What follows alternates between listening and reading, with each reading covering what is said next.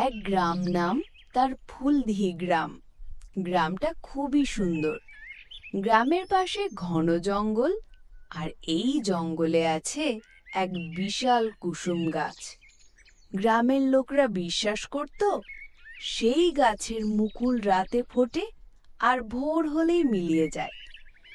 যার হাতে সেই ফুল পড়বে তার সব মনোবাসনা পূর্ণ হবে। কিন্তু সমস্যা হলো, গাছটার পাহারায় থাকতো রাতবুড়ি। রাতবুড়ি কাউকে ফুল তুলতে দিত না।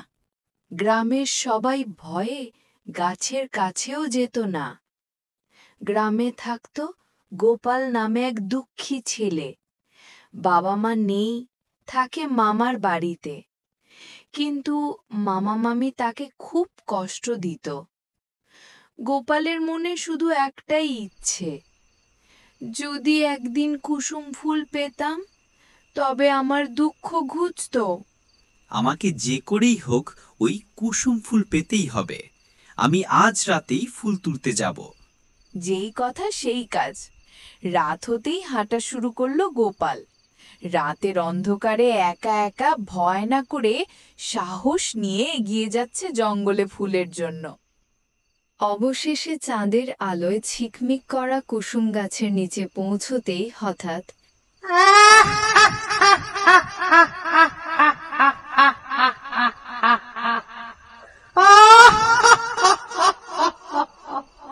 কে এলো রে?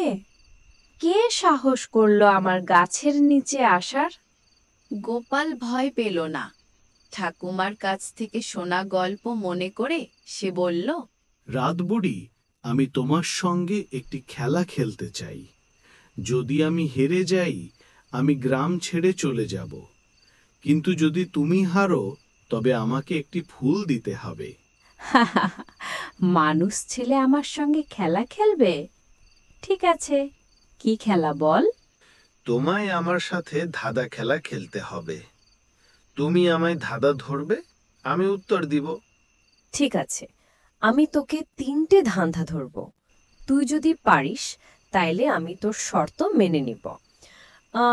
প্রথম ধাঁধা, যে আছে অথচ দেখা যায় না, সে কি? শ্বাস প্রশ্বাস বা বাতাস। এটা তো পেরে গেলি। দ্বিতীয় ধাঁধা, যা তুমি ভাঙলে কাঁদে না কিন্তু তুমি কাঁদো। এটা হচ্ছে মন। ঠিক আছে, এটাও পেরে গেলি। শেষ ধাঁধা, এটা বলতে পারলে তোর শর্ত মেনে নেব, কুসুম ফুল পাবি।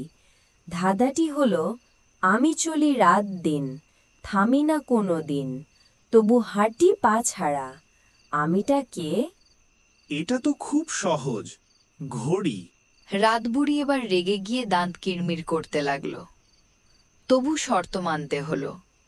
সে গাছ থেকে একটি কুসুম ফুল এনে গোপালের হাতে দিল। ফুল হাতে পেয়েই গোপাল বাড়ির দিকে হাঁটা দিল খুশি মনে।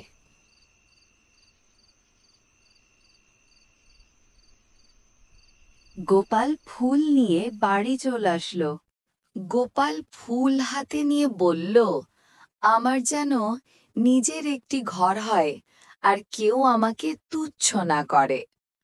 অমনি গোপালের মামার ভাঙাচোরা উঠোনে এক সুন্দর ঘর তৈরি হলো। মামা মামিও আর তাকে কষ্ট দিতে পারল না। গ্রামবাসী অবাক হয়ে বলল, এ যে বুদ্ধি আর সাহসের জয়!